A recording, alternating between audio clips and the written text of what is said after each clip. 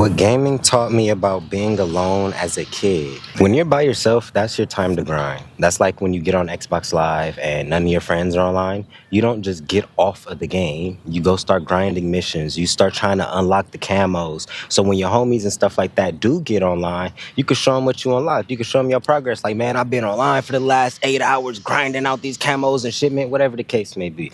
It's the same thing with life, you know? And when I was growing up, I was usually by myself, which is why I resorted to playing video games, right? Because I didn't have a lot of friends, I was very secluded, etc., right?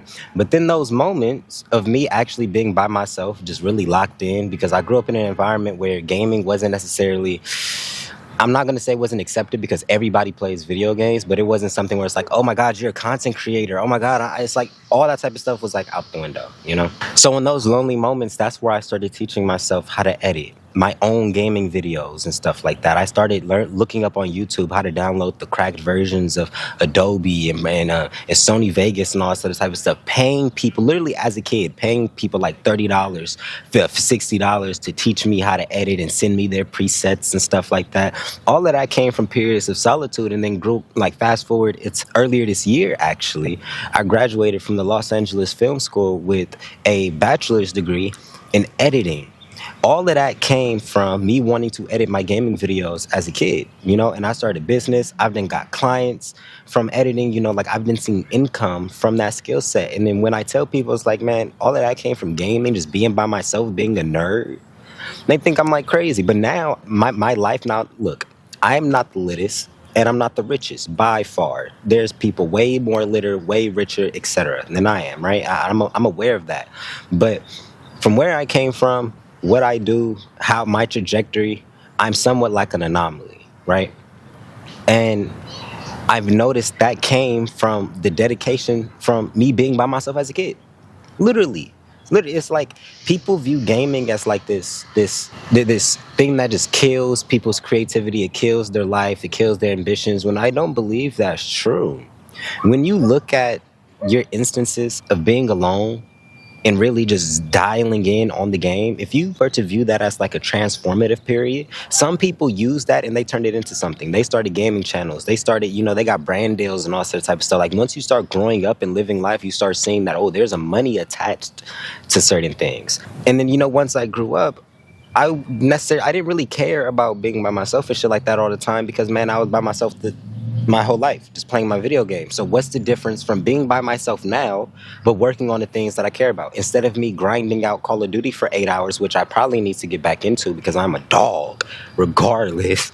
But instead of me sitting there grinding that out for 8 hours, I can grind out anything for 8 hours by myself. I don't need friends. We don't need friends to play the game. We want friends. Friends make, playing the game more enjoyable. You have somebody to talk to, you can laugh, etc., etc., etc. But the core root of it, you can play the game with or without these people. View that as like the game of life. You can play the game of life with or without people. If you play it with people, yes, it becomes better, it's more enjoyable. But the core root of it, you got to know how to play the game first and foremost. Because if you don't matter who you bring in with you, it doesn't matter what teammate, whatever, it doesn't matter. Chances are it's not going to work out. It's not going to work out in the way that you want it to, because you're slacking. You don't even know how to use the sticks. You aren't even aware of aim assist. Like you aren't aware that literally all you got to do is just kind of aim at the person and the game will help you. You're just buttfuck terrible.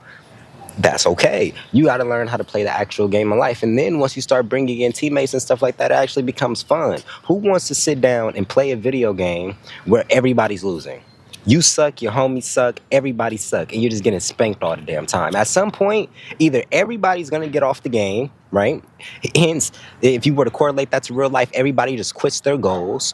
Or you sit there and you grind that video game out until there's no mistake. I'm going to shit on you each and every time. Meet me in the ones. You got to get like that in real life. If you put the work in, if you put the time in, who can tell you anything? See me. Simple. Well, once I got to that point, man, things became so much kind of like freer because it's like, man, if you're a gamer, you know how to grind. Point blank, period. If you are a true gamer, you done sat on the game for 12 hours, probably longer than 24 hours sometimes.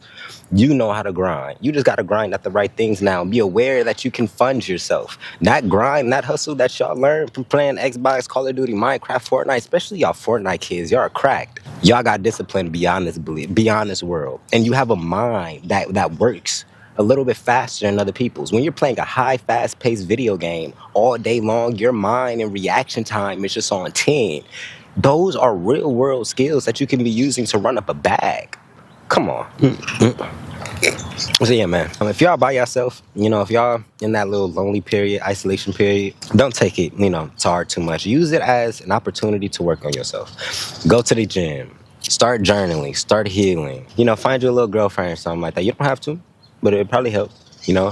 Just like the little things. Just focus on yourself. Work on your wardrobe. See if you can, just feel better about yourself.